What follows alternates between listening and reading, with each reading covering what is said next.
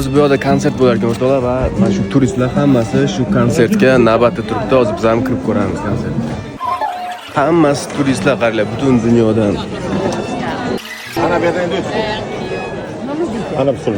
Ana bizning joyimiz.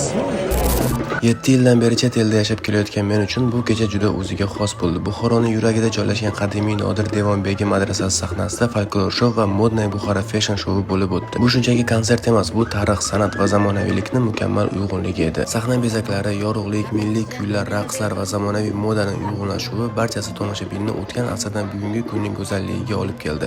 Har bir raqsda, har bir musiqa ohangida Buxoro nafasi, o'zbeklik ruhi, milliy iftixor sezildi.